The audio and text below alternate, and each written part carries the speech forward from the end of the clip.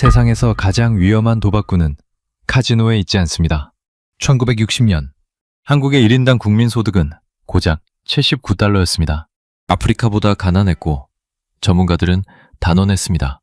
이 나라는 영원히 못 올라온다고. 그런데 이 나라는 가장 위험한 순간마다 오히려 전부를 걸었습니다. 반도체에 올인했고 나라가 부도 직전일 때도 포기하지 않았고 잘 나가던 순간에 이미 다음 판을 준비했습니다. 그리고 2026년 4월 지금 전쟁과 혼돈으로 세계가 흔들리는 이 순간에도 단 한 나라만큼은 오히려 몸값이 올라가고 있습니다. 반도체, 무기, 바이오, 의약품, 조선. 없으면 세계가 멈춰버리는 것들을 이 나라가 쥐고 있습니다. 인공태양을 켜고 우주로 로켓을 쏘고 아무도 뛰어들지 않는 곳에 먼저 발을 내딛고 있습니다. 싱가포르 국립대학교 강의실 에릭 톨랩센 교수가 칠판에 단 한 문장을 적었습니다. 죽기 살기로 뛰어든 나라만 살아남는다. 지금부터 강대국들이 가장 두려워하는 이 나라의 충격적인 민낯을 공개합니다. 시청하기 전 구독과 좋아요, 댓글에 대한민국 최고라고 응원해주세요. 안녕하세요. 저는 아르준 메타입니다. 인도 뉴델리 출신으로 지금은 싱가포르 국립대학교 리콴유 공공정책대학원에서 공부하고 있습니다. 인도 정부 산하경제연구원에서 5년간 일하다가 단 하나의 질문이 머릿속을 떠나지 않아 유학을 결심했습니다. 왜 어떤 나라는 가난을 딛고 올라서고 어떤 나라는 영원히 제자리인가? 그 답을 찾으러 싱가포르까지 왔습니다. 그런데 막상 도착해보니 제가 찾던 답은 전혀 예상하지 못한 곳에 있었습니다. 에릭 톨레프센 교수님의 첫 강의가 열리는 날이었습니다. 교수님은 노르웨이 출신의 산업사학자, 산업이 어떻게 발전해왔는지를 역사적으로 연구하는 학자로 전 세계 47개 나라의 흥망성쇠를 40년간 연구해온 분이셨습니다. 세계은행, 전 세계 가난한 나라들을 돕는 국제금융기관의 수석 자문을 지내셨고 각국 정부의 산업정책을 직접 설계하신 분이기도 했습니다. 강의실 문이 열리기 전부터 분위기가 심상치 않았습니다. 제 오른쪽 앞자리에 앉은 남자가 눈에 띄었습니다. 또래보다 훨씬 반듯하게 차려입은 검은 정장, 칭화대학교 로고가 박힌 서류 가방. 웨이 젠밍이었습니다. 중국 국가발전개혁위원회, 나라 전체의 경제계획을 세우는 최고기관 파견연구원으로 중국에서 가장 엘리트 코스를 밟아온 인물이라는 소문이 강의실에 먼저 돌았습니다. 그 웨이가 제 옆에 앉은 프랑스 출신 소피 르클레르에게 슬쩍 말을 건넸습니다. 소피는 파리 정치대학원 출신으로 유럽연합 경제정책, 싱크탱크, 전문 연구기관에서 일하다 유학을 온 친구였습니다. 웨이가 낮은 목소리로 말했습니다. 오늘 주제가 한국이라던데요. 싱가포르까지 와서 한국 경제를 배워야 한다니 솔직히 이해가 안 됩니다. 반도체 하나 운 좋게 선점한 것 빼면 분석할 가치가 있는 나라인지 모르겠어요. 소피가 어깨를 으쓱했습니다. 저도 비슷하게 생각했어요. K-팝이랑 드라마는 알겠는데 전략적으로 중요한 나라라는 느낌은 솔직히 없었거든요. 저도 속으로 크게 다르지 않았습니다. 인도와 비슷한 시기에 출발한 나라. 우리보다 조금 앞서간 나라. 그 정도였습니다. 교수님이 강의실 문을 열고 들어오셨습니다. 키가 훤칠하고 백발이 성성한 70대 초반의 노신사. 화려한 옷차림 하나 없이 낡은 트위드 재킷에 오래된 가죽 서류 가방 하나만 들고 계셨습니다. 교단 앞에 서시더니 아무 인사도 없이 학생들을 한 명씩 천천히 훑어보셨습니다. 웨이의 거만한 표정도 소피의 무관심한 눈빛도 모두 그 시선 안에 담겼습니다.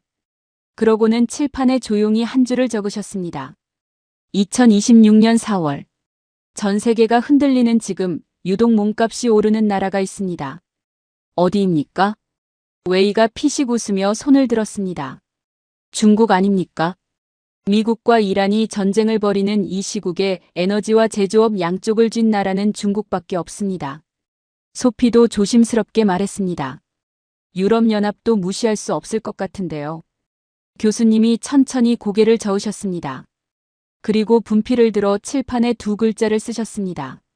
한국. 웨이가 굳은 표정으로 팔짱을 꼈습니다. 한국이요? 실례지만 교수님 구체적인 근거가 있으십니까? 한국은 인구도 줄고 내수 시장도 작고 머리 위에 북한을 이고 사는 나라입니다. 전략적 가치가 있다고 보기 어렵습니다. 교수님이 웨이를 바라보셨습니다. 짧게 그러나 날카롭게. 30년 전 제가 처음 이 연구를 시작했을 때 저도 똑같이 생각했습니다. 그런데 데이터가 저를 틀렸다고 말했습니다. 교수님이 첫 번째 슬라이드를 여셨습니다. 웨이가 다시 반박하려 입을 열었습니다. 하지만 화면에 숫자들이 쏟아지기 시작하자 그의 입이 천천히 다물어졌습니다. 저는 그 순간을 지금도 기억합니다. 웨이가 처음으로 말을 잃은 순간이었습니다. 오늘 강의가 단순한 경제 수업이 아니라는 것을 저는 그때 처음 직감했습니다. 교수님이 첫 번째 슬라이드를 넘기셨습니다. 화면 한가운데 숫자 하나가 크게 떴습니다. 79달러. 1960년 대한민국 국민 한 사람이 1년 동안 번 돈의 평균입니다. 요즘 돈으로 치면 커피 한 잔 값도 안 됩니다. 교수님이 천천히 말씀하셨습니다. 같은 해 인도는 85달러였습니다. 아프리카 가나는 183달러였습니다. 필리핀은 254달러였고요. 그러니까 1960년에 한국은 아프리카의 작은 나라들보다도 더 가난했습니다. 세계 최빈국 중에 최빈국이었습니다. 웨이가 코웃음을 치며 말했습니다. 그거야 다 아는 이야기 아닙니까? 한국 전쟁으로 폐허가 된 나라였으니까요. 그 뒤로 미국이 천문학적인 돈을 쏟아부어 살려낸 거죠. 원조를 받아서 큰 나라를 두고 대단하다고 하기는 좀 어렵지 않습니까? 교수님이 고개를 끄덕이셨습니다. 맞습니다. 미국의 원조를 받았습니다. 부인하지 않겠습니다. 그런데 웨이 씨, 여기서 질문 하나 드리겠습니다. 교수님이 다음 슬라이드를 여셨습니다. 2차 세계대전 이후 미국을 비롯한 강대국들의 원조를 받은 나라가 전 세계에 몇 개국인지 아십니까? 웨이가 잠시 멈칫했습니다. 많겠죠. 수십 개국은 될 겁니다. 교수님이 말씀하셨습니다. 147개국입니다. 지구상 나라의 절반이 넘습니다. 그런데 그 147개국 중에서 60년 만에 세계 12위 경제대국이 된 나라는 몇 개입니까? 화면에 숫자가 떴습니다. 1. 웨이의 팔짱이 살짝 풀렸습니다. 그러나 그는 이내 다시 표정을 고쳤습니다. 그래도 미국이라는 든든한 우산이 있었으니까요. 안보를 미국에 맡겨놓고 경제에만 집중할 수 있었던 구조적 이점이 있었습니다. 소피가 웨이를 향해 물었습니다. 그렇다면 그 조건도 다른 나라들과 똑같이 주어진 거 아닌가요? 한국만 미국 우산 아래 있었던 게 아니잖아요. 웨이가 대답하지 못했습니다. 소피의 지적이 날카로웠습니다. 교수님이 말씀하셨습니다. 저는 한국의 60년을 딱 3번의 도박으로 압축합니다. 이 3번을 이해하면 한국이라는 나라의 본질이 보입니다. 첫 번째 도박. 1983년 반도체. 반도체란 컴퓨터, 스마트폰, 가전제품 등 모든 전자기기의 두뇌 역할을 하는 아주 작은 부품입니다. 이것 없이는 현대의 어떤 전자기기도 작동하지 않습니다. 1983년 당시 삼성은 반도체를 만들어 본 적이 단 한 번도 없었습니다. 기술도 없고 전문 인력도 없고 공장도 없었습니다. 그런데 이병철 삼성 회장이 전격 선언했습니다. 반도체에 회사의 모든 것을 걸겠다고. 웨이가 비웃듯 말했습니다. 무모하군요. 당시 미국과 일본이 이미 수십 년 앞서 있었는데 맨손으로 뛰어들다니. 교수님이 웨이를 바라보셨습니다. 맞습니다. 당시 세계 최고 전문가들도 똑같이 말했습니다. 10년 안에 망한다고. 그런데 지금 세계 메모리 반도체 시장에서 한국이 차지하는 비중이 얼마인지 아십니까?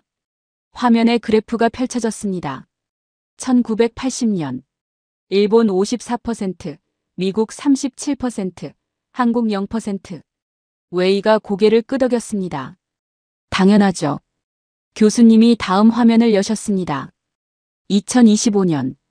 한국 60% 이상. 일본 6%.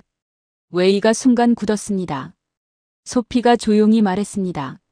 스승이 6%로 쪼그라들고 제자가 60%를 가져간 거네요. 두 번째 도박. 1997년 부도 직전에도 포기하지 않다. 1997년 한국은 국가 전체가 사실상 파산 직전이었습니다. 외환, 나라끼리 거래할 때 쓰는 외국 돈이 바닥나면서 국제통화기금, 나라가 파산 직전일 때 돈을 빌려주는 국제기관에 손을 벌려야 했습니다.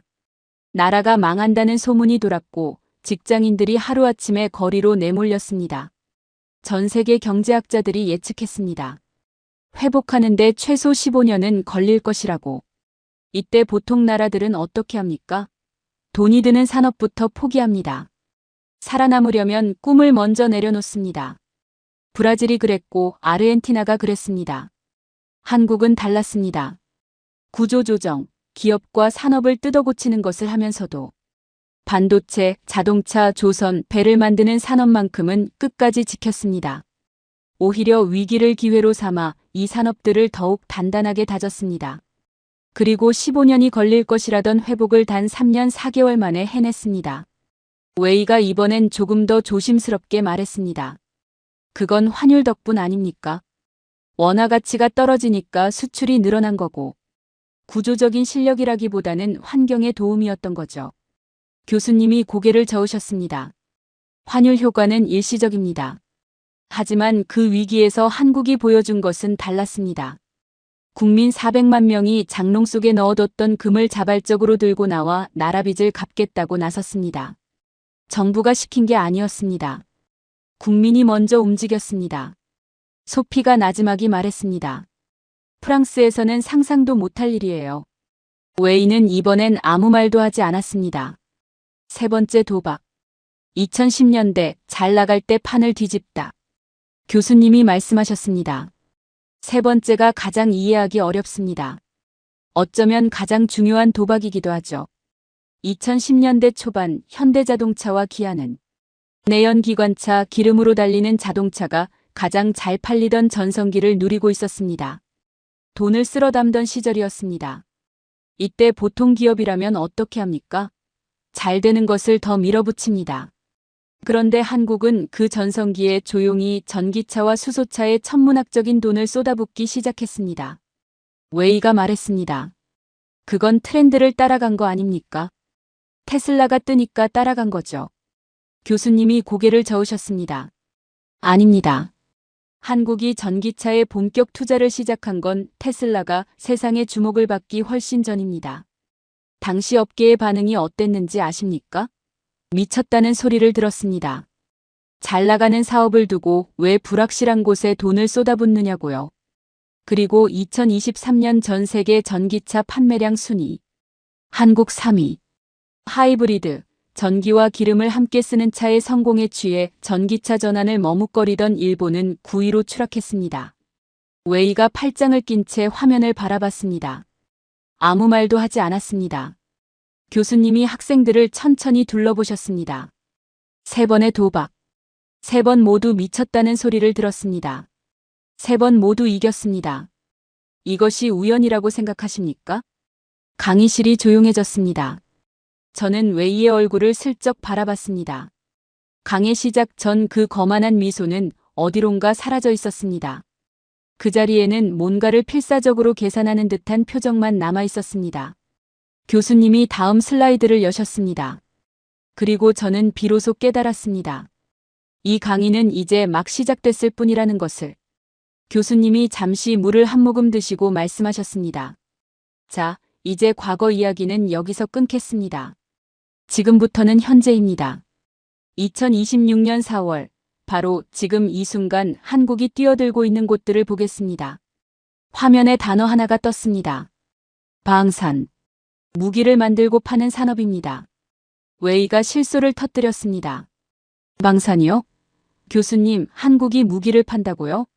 탱크 한두 대 팔았다고 방산 강국 흉내를 내는 건 아닙니까? 미국, 러시아, 프랑스. 진짜 방산 강국들과 같은 선에 놓는 건 무리가 있지 않습니까? 교수님이 웨이를 바라보셨습니다. 데이터를 먼저 보시죠. 화면에 숫자들이 쏟아졌습니다. 2026년 현재 한국 방산 기업 7곳의 수주 잔액, 앞으로 받기로 계약된 돈이 113조 원을 돌파했습니다. 1년 전보다 24% 늘어난 수치입니다. 올해 방산 수출 예상액은 270억 달러. 우리 돈으로 약 40조 원이 넘습니다. 웨이의 실소가 멈췄습니다. 소피가 화면을 바라보며 중얼거렸습니다. 40조 원이면 웬만한 나라 국가 예산 전체 아닌가요? 교수님이 고개를 끄덕이셨습니다. 그리고 더 중요한 것은 누가 사느냐입니다. 폴란드입니다. 노르웨이입니다. 에스토니아입니다. 루마니아입니다. 이라크입니다. 사우디아라비아입니다. 소피가 눈을 크게 떴습니다. 잠깐요. 폴란드면 나토, 북대서양조약기구, 미국을 중심으로 한 서방 군사동맹 회원국인데 독일이나 프랑스 무기 두고 왜 한국 걸 삽니까? 교수님이 말씀하셨습니다. 바로 그 질문이 핵심입니다. 교수님이 설명하셨습니다. 러시아와 우크라이나 전쟁이 터진 뒤 유럽 나라들이 앞다퉈 무기를 주문하기 시작했습니다. 폴란드가 독일의 K2 전차와 동급의 무기를 요청했습니다. 납품까지 얼마나 걸리냐고 물었더니 독일의 대답이 7년에서 10년이었습니다. 프랑스도 비슷했습니다. 지금 당장 전쟁이 코앞인데 10년을 기다릴 수는 없는 노릇이죠. 한국은 달랐습니다. K2 전차는 2년에서 3년이면 납품 가능했습니다. K9 자주포, 스스로 움직이는 대형 대포는 더 빨랐습니다. 성능도 실전에서 검증된 수준이었습니다. 웨이가 반박했습니다. 납기가 빠른 건 인정합니다. 하지만 기술력은 다른 문제 아닙니까? 한국이 전쟁을 해본 적이 있습니까? 실전 경험도 없는 무기를 믿고 살 수 있겠습니까? 교수님이 고개를 끄덕이셨습니다. 좋은 지적입니다. 그런데 한국은 70년째 세계에서 가장 위협적인 나라를 바로 코앞에 두고 있습니다. 북한입니다. 핵무기에 미사일에 포병 전력까지. 그 위협을 70년 동안 매일 마주하며 만들어온 무기입니다. 유럽의 안보 전문가들이 한국 무기를 선택한 이유가 거기에 있습니다. 가장 극한의 환경을 가정하고 만든 실전형 장비라는 것이죠. 소피가 조용히 말했습니다. 위협이 실력이 된 거네요. 웨이는 입을 다물었습니다. 교수님이 새로운 사진을 화면에 띄우셨습니다. 폴란드의 공장 부지. 그런데 입구에 태극기가 걸려 있었습니다. 2026년 2월 한화 에어로스페이스가 폴란드 현지에 다연장 로켓 한꺼번에 여러 발의 로켓을 쏘는 무기 생산 공장을 착공했습니다. 무기를 파는 것을 넘어서 유럽 땅에 직접 공장을 짓기 시작한 겁니다. 제가 손을 들었습니다. 교수님, 한국에서 만들어 수출하면 되는데 왜 현지에 공장까지 짓습니까? 교수님이 말씀하셨습니다. 무기를 팔면 거래가 끝납니다. 하지만 현지에 공장을 지으면 어떻게 됩니까? 그 나라에 일자리가 생기고 기업들과 협력 관계가 만들어지고 유지, 보수, 무기를 오래 쓰려면 꾸준히 고쳐야 합니다까지 한국이 담당하게 됩니다. 그렇게 되면 그 나라의 군사안보 자체가 한국과 연결되는 겁니다. 소피가 천천히 말했습니다. 단순한 장사가 아니라 전략적 파트너십을 맺는 거군요. 폴란드의 안보가 이제 한국에 달린 거네요. 교수님이 고개를 끄덕이셨습니다. 무기를 사는 나라는 파는 나라의 눈치를 봅니다. 부품이 떨어지면 다시 사야 하고 고장이 나면 수리를 맡겨야 하고 업그레이드를 하려면 기술 지원을 받아야 합니다. 이것은 단순한 거래가 아닙니다. 외교적 연결고리가 만들어지는 겁니다. 웨이가 불편한 듯 자세를 고쳐 앉았습니다. 그러나 이번엔 반박하지 않았습니다. 교수님이 말씀을 이어가셨습니다. 2020년까지 한국의 방산 수출액은 30억 달러가 채 안 됐습니다. 그런데 지금은 270억 달러를 향해 달려가고 있습니다. 불과 6년 만에 10배 가까이 뛰었습니다. 더 중요한 것이 있습니다. 2026년 현재 중동에서 미국과 이란이 전쟁을 벌이고 있습니다. 호르무즈 해협, 전 세계 석유의 상당량이 지나가는 좁은 바닷길이 봉쇄 위기에 처했습니다. 이 혼돈 속에서 중동 나라들이 방공 시스템, 하늘에서 날아오는 미사일을 막는 장치를 긴급하게 원하고 있습니다. 사우디아라비아, 아랍에미리트, 이라크. 이들이 선택한 것이 한국의 천국 미사일 시스템입니다. 소피가 말했습니다. 세계가 불안해질수록 한국 방산의 몸값이 오르는 구조네요. 교수님이 말씀하셨습니다. 그렇습니다. 그리고 이 패턴은 방산에서만 일어나는 일이 아닙니다. 웨이가 처음으로 조심스럽게 물었습니다. 다른 분야에서도 그렇다는 말씀입니까? 교수님이 천천히 고개를 끄덕이셨습니다. 다음 슬라이드를 보시죠. 저는 웨이를 바라봤습니다. 강의 시작 전 한국 분석이 왜 필요하냐며 비웃던 그 사람이 지금은 교수님의 다음 말을 기다리고 있었습니다. 자신도 모르게 몸을 앞으로 기울인 채로. 그 변화가 저는 더 놀라웠습니다.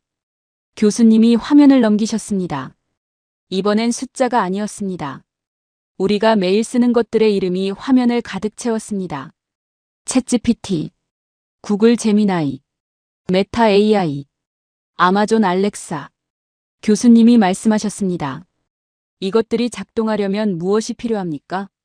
웨이가 팔짱을 낀 채 무관심하게 대답했습니다. 인공지능 기술이죠. 미국이 가장 앞서 있고요. 교수님이 고개를 저으셨습니다. 기술보다 더 근본적인 것이 있습니다.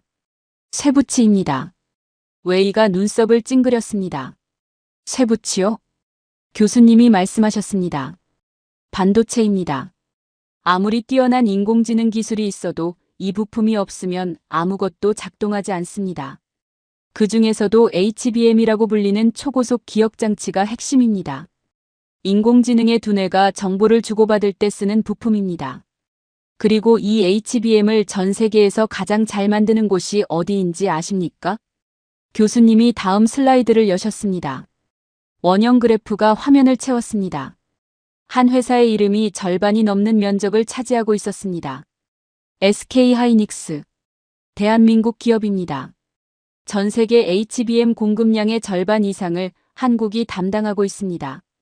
나머지 상당 부분은 삼성전자가 채웁니다. 역시 한국 기업입니다. 웨이가 순간 팔짱을 풀었습니다.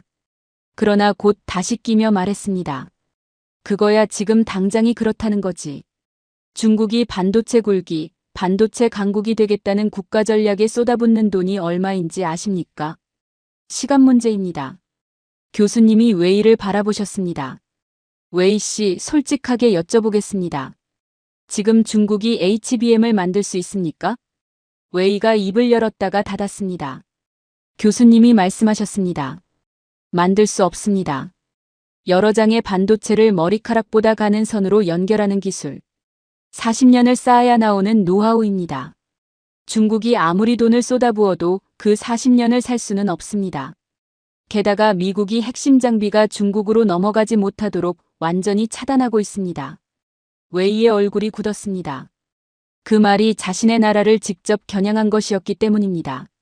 소피가 조용히 말했습니다. 그러면 미국이 중국을 압박할수록 한국의 가치가 올라가는 구조네요. 웨이가 소피를 바라봤습니다. 그리고 아무 말도 하지 않았습니다. 교수님이 말씀을 이어가셨습니다. 2019년 일본이 한국의 반도체 핵심 소재 수출을 규제했습니다. 한국을 외교적으로 압박하려는 의도였습니다. 전 세계 전문가들이 예측했습니다. 한국 반도체 산업이 타격을 받을 것이라고. 그런데 한국이 어떻게 반응했는지 아십니까?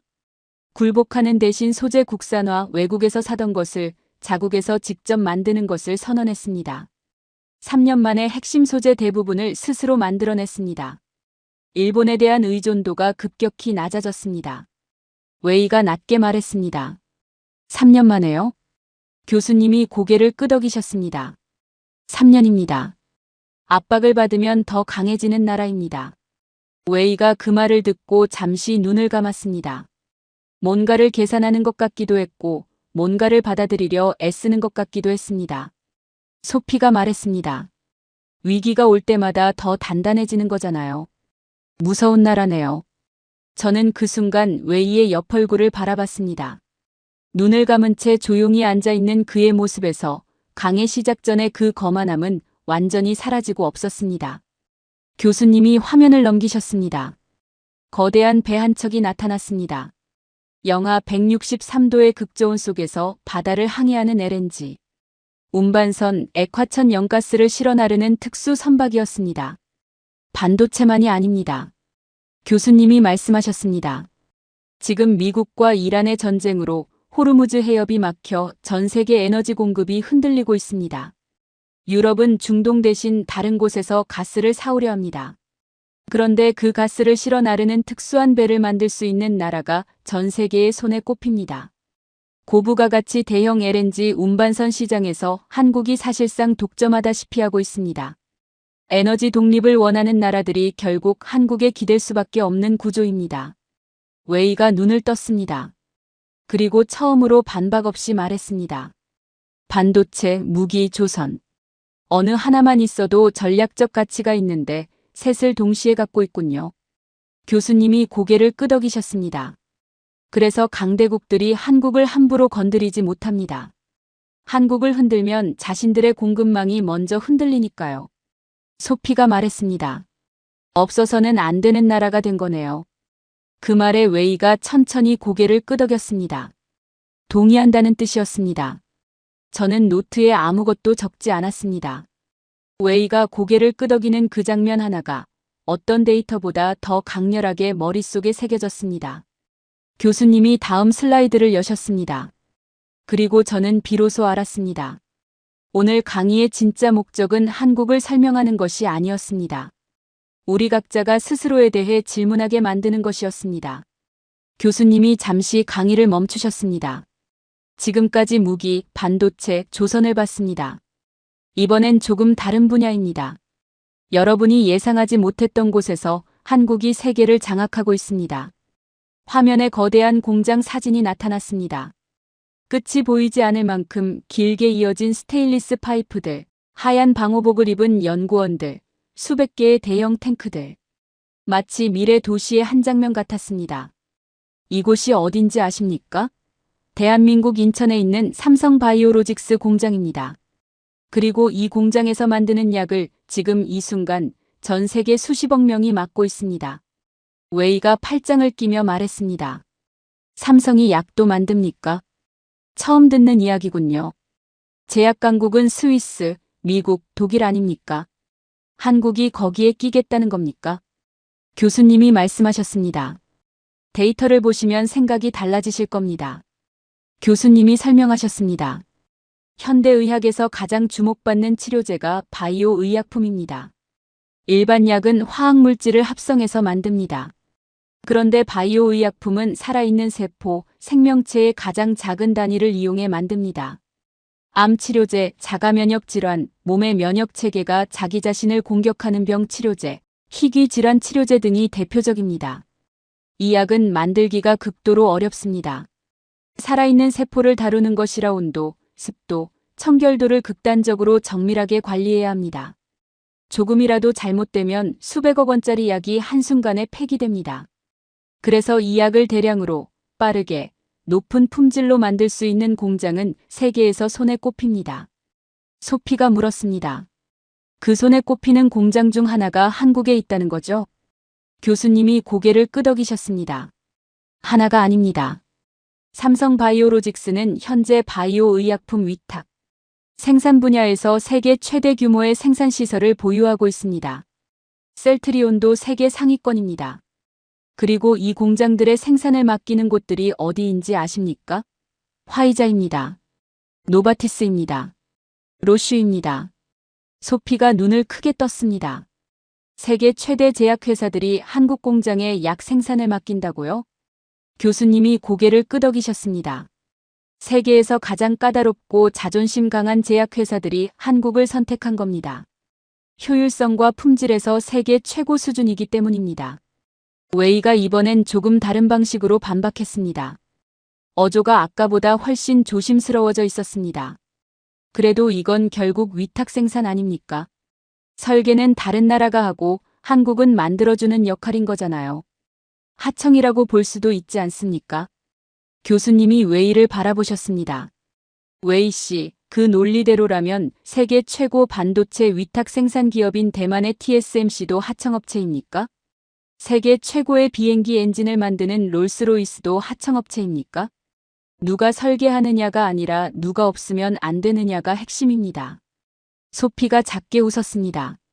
웨이는 말이 없었습니다. 교수님이 새 슬라이드를 여셨습니다. 2025년 말 미국에서 중요한 법이 생겼습니다. 생물보안법입니다. 쉽게 말씀드리면 미국 정부와 제약회사들이 중국 바이오 기업과 거래하지 못하도록 금지하는 법입니다. 중국 기업이 미국의 약 생산 과정에 참여하면 국가 안보에 위협이 될 수 있다는 이유에서였습니다. 웨이의 얼굴이 굳었습니다. 이 법이 생기자마자 전 세계 제약회사들이 중국 대신 새로운 생산 파트너를 찾기 시작했습니다. 그 눈길이 향한 곳이 어디겠습니까? 소피가 조용히 말했습니다. 한국이요. 교수님이 고개를 끄덕이셨습니다. 미국이 중국을 밀어낼수록 한국이 그 자리를 채우는 구조입니다. 무기 산업에서 봤던 패턴과 똑같습니다. 세계가 흔들릴 때 한국의 몸값이 오르는 것입니다. 웨이가 낮게 말했습니다. 중국을 견제하는 게 결국 한국만 좋은 일을 시키는군요. 그 말에는 아까의 비웃음이 없었습니다. 무언가를 인정하는 것처럼, 그러나 인정하기 싫은 것처럼 들렸습니다. 교수님이 천천히 말씀하셨습니다. 그리고 한국이 이 분야에 뛰어든 것이 언제인지 아십니까?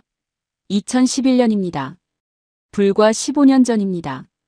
당시 스위스와 미국 기업들이 이미 시장을 장악하고 있었습니다. 그런데 한국은 뛰어들었습니다. 그리고 15년 만에 세계 1위가 됐습니다. 소피가 말했습니다. 또 그 패턴이네요. 저도 고개를 끄덕였습니다. 늦었다는 소리를 들을 때 뛰어드는 나라. 그리고 결국 이기는 나라. 잠시 강의실이 조용해졌습니다. 웨이가 처음으로 제게 말을 건넸습니다. 낮고 조심스러운 목소리였습니다. 아르준, 솔직히 말해서 당신은 지금 어떤 생각이 드십니까? 인도 입장에서. 저는 잠시 생각했습니다. 그리고 솔직하게 답했습니다. 솔직히 좀 불편합니다. 인도가 먼저 가 있었어야 할 자리에 한국이 있는 것 같아서요. 웨이가 조용히 고개를 끄덕였습니다. 그 표정에서 저는 뭔가를 읽었습니다. 불편함. 그리고 그 불편함을 이제 더 이상 감추지 않겠다는 듯한 체념. 교수님이 다음 슬라이드를 여셨습니다. 화면에는 단 한 단어만 떠 있었습니다. 미래. 지금부터가 진짜입니다. 교수님이 말씀하셨습니다. 한국이 지금 뛰어들고 있는 곳은 현재가 아닙니다. 아직 아무도 가보지 않은 곳입니다. 웨이가 팔짱을 풀었습니다. 그리고 처음으로 노트를 꺼내 펜을 들었습니다. 교수님이 조명을 약간 낮추셨습니다. 지금까지는 현재 이야기였습니다. 이제부터는 미래입니다.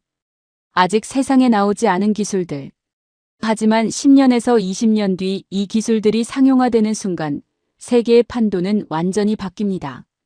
그리고 한국은 지금 그 기술들에 이미 뛰어들어 있습니다. 첫 번째는 핵융합 에너지입니다. 교수님이 말씀하셨습니다. 태양이 어떻게 빛과 열을 냅니까? 수소 원자들이 서로 부딪혀 합쳐지면서 엄청난 에너지를 뿜어냅니다. 핵융합 에너지란 이 태양의 원리를 지구에서 재현해서 전기를 만드는 기술입니다. 그래서 인공태양이라고 부릅니다. 웨이가 조심스럽게 물었습니다.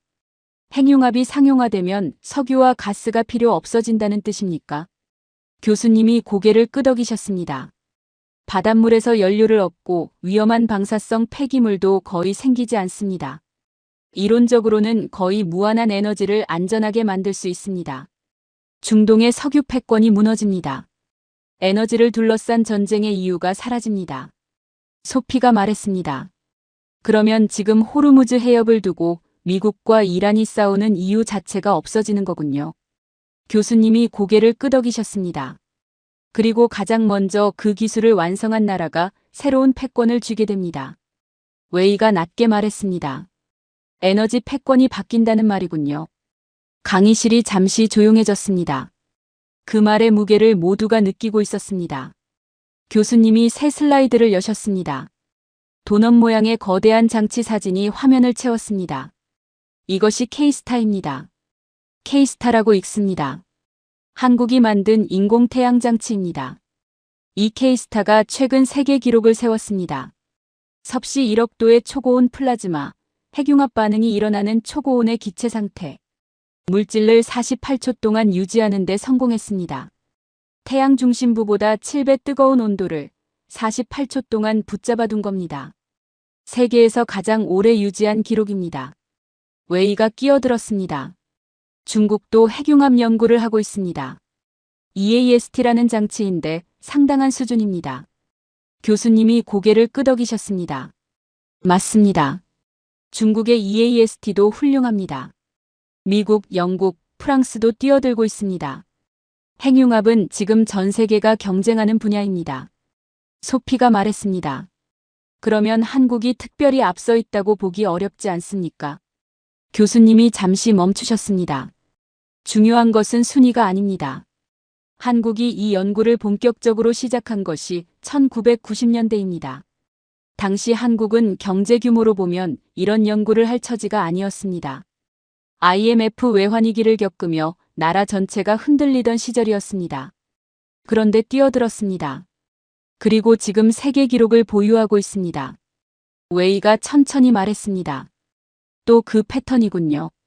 교수님이 웨이를 바라보셨습니다. 오늘 강의에서 웨이 씨가 처음으로 스스로 그 패턴을 말했습니다. 웨이가 잠시 굳었다가 이내 작게 고개를 끄덕였습니다. 부정하지 않겠다는 뜻이었습니다. 교수님이 말씀을 이어가셨습니다. 두 번째는 양자 컴퓨터입니다. 지금 컴퓨터는 모든 정보를 0 아니면 1로 처리합니다. 전등 스위치를 켜거나 끄는 것처럼요. 그런데 양자 컴퓨터는 0이면서 동시에 1인 상태를 만들어낼 수 있습니다. 결과는 단순합니다. 일반 컴퓨터가 수백만 년 걸려 풀어야 할 계산을 단 몇 분 만에 풀 수 있습니다. 소피가 눈을 크게 떴습니다. 수백만 년을 몇 분에요? 교수님이 고개를 끄덕이셨습니다. 과장이 아닙니다. 양자 컴퓨터가 상용화되면 신약 개발 속도가 수십 배 빨라지고 암호 체계가 완전히 바뀌고 인공지능의 수준이 지금과는 비교조차 할 수 없게 뛰어오릅니다. 그리고 여기서 가장 중요한 사실. 양자 컴퓨터가 상용화되면 지금 세계 모든 나라가 쓰는 군사금융 암호가 한순간에 뚫립니다.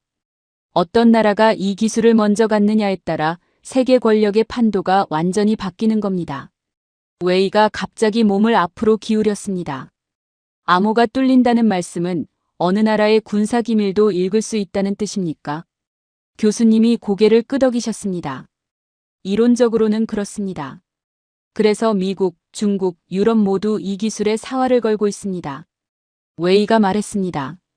그런 분야에서 한국이 경쟁이 됩니까? 미국과 중국이 막대한 자본을 쏟아붓고 있는데요. 교수님이 천천히 웨이를 바라보셨습니다. 웨이 씨, 오늘 강의 내내 저는 그 말을 기다렸습니다. 이제 제가 반문하겠습니다. 1983년 삼성이 반도체에 뛰어들 때 미국과 일본이 이미 수십 년 앞서 있었습니다. 그런데 지금 어떻게 됐습니까? 2011년 삼성이 바이오 의약품에 뛰어들 때 스위스와 미국이 시장을 장악하고 있었습니다. 그런데 지금 어떻게 됐습니까? 1990년대 한국이 핵융합 연구를 시작할 때 나라 전체가 파산 직전이었습니다. 그런데 지금 세계 기록을 갖고 있습니다. 교수님이 잠시 멈추셨습니다. 웨이 씨가 오늘 아침 이 강의실에 들어오면서 한국을 어떻게 봤습니까? 그리고 지금은요? 강의실이 완전히 고요해졌습니다.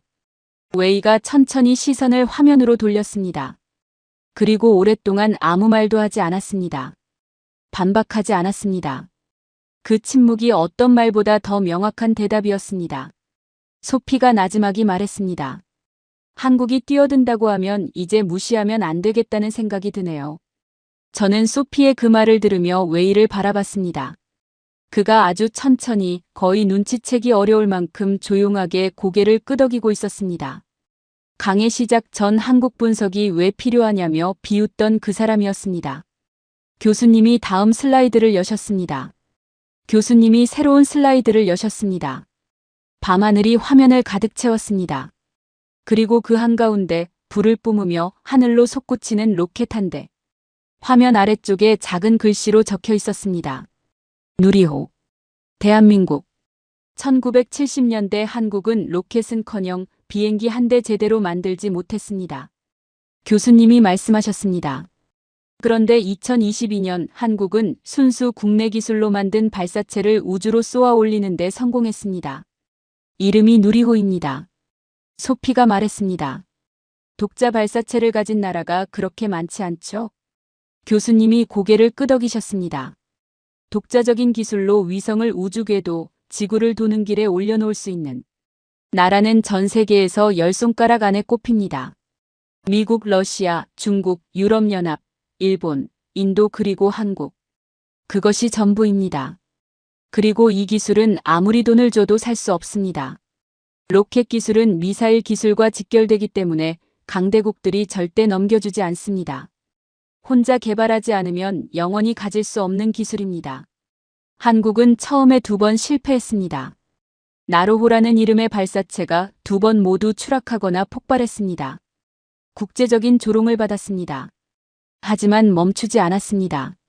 실패 데이터를 분석하고 기술을 다듬고 다시 도전했습니다.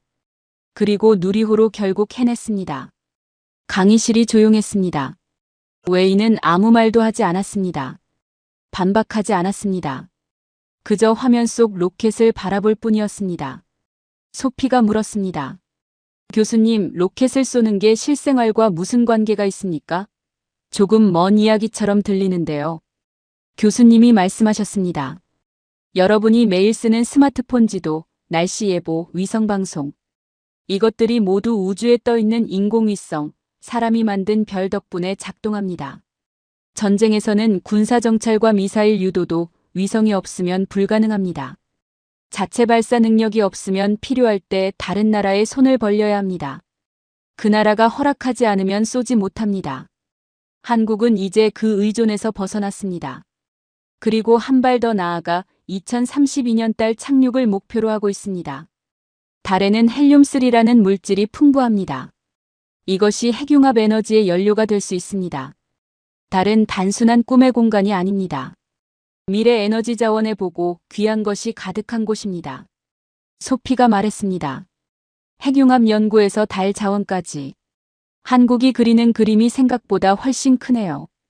교수님이 고개를 끄덕이셨습니다.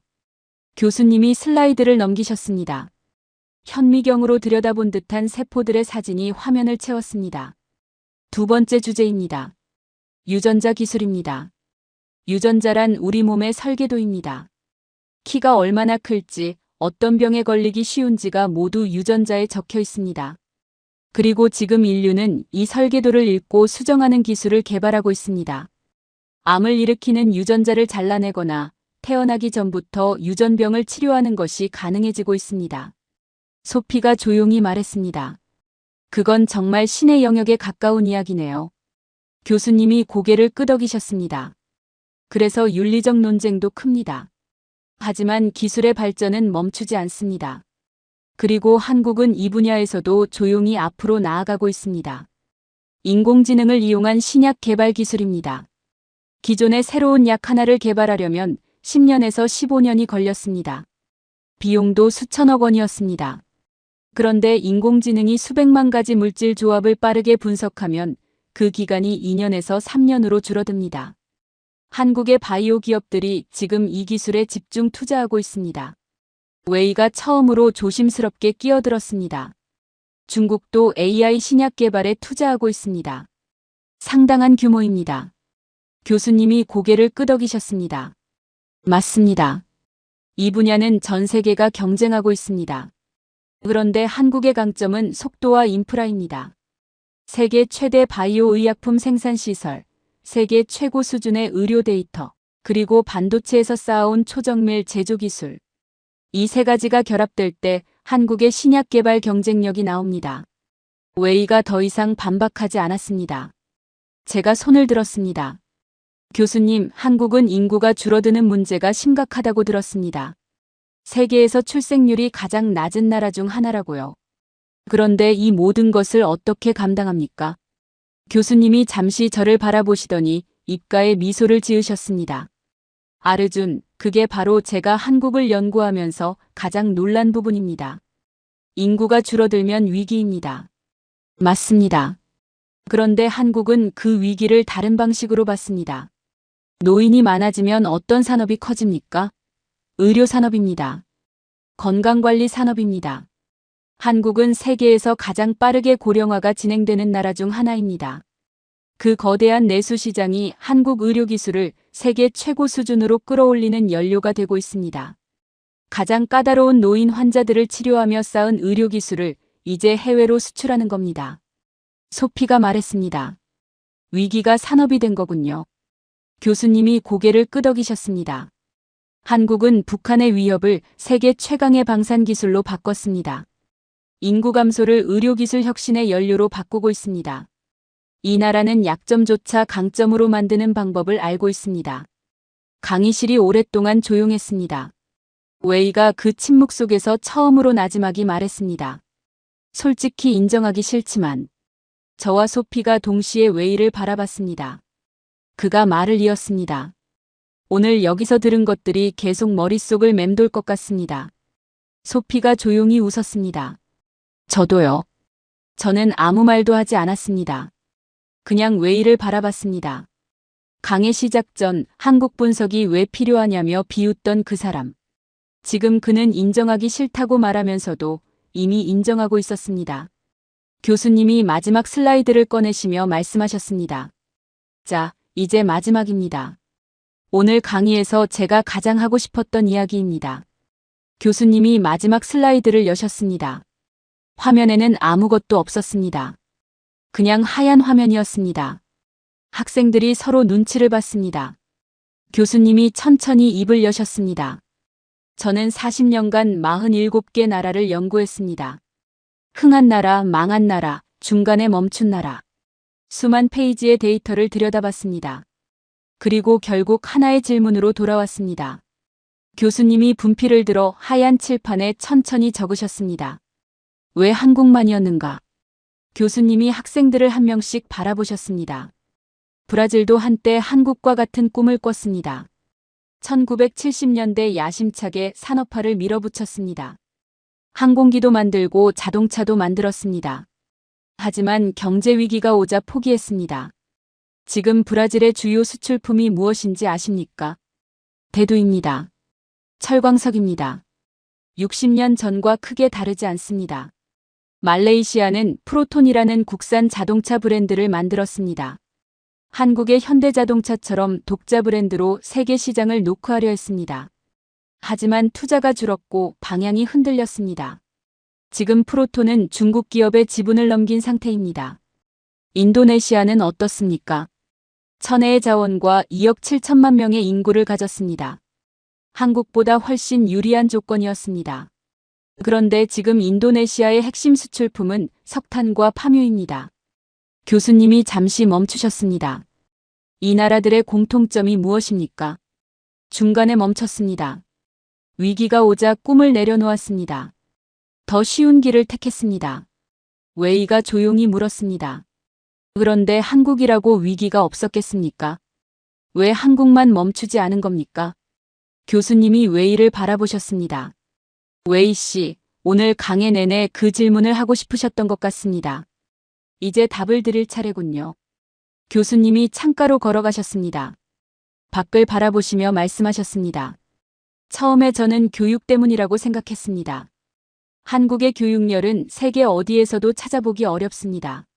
하지만 교육열만으로는 설명이 안 됩니다. 교육열이 강한 나라는 많으니까요.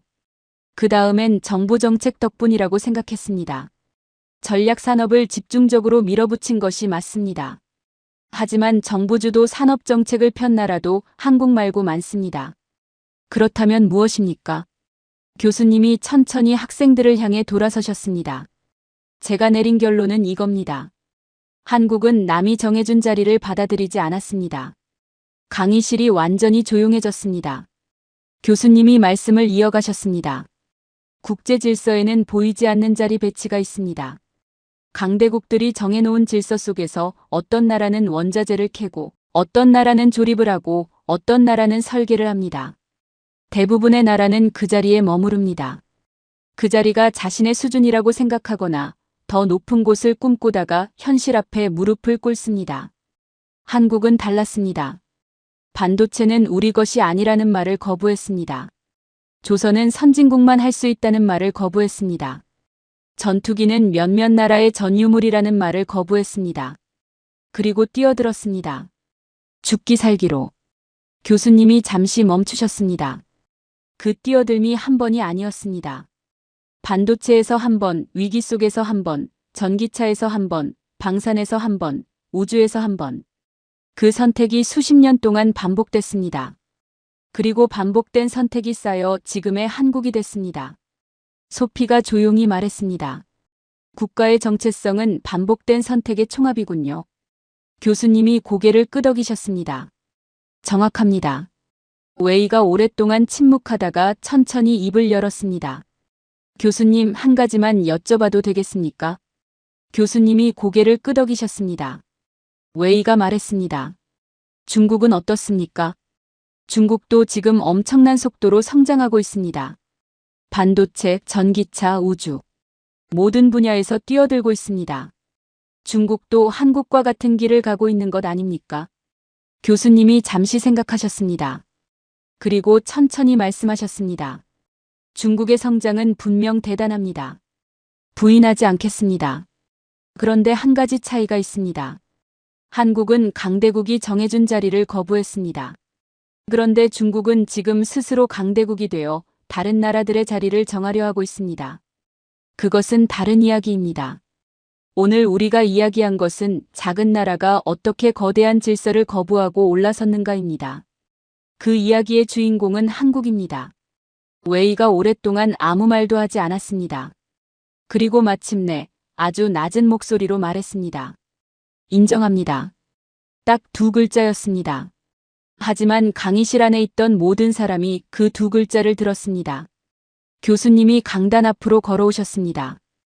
2026년 4월 지금 한국은 무기를 팔고 반도체를 만들고 인공태양을 연구하고 우주로 로켓을 쏩니다. 그리고 동시에 다음 판을 준비하고 있습니다. 지금의 성공에 취해 멈추는 법이 없습니다.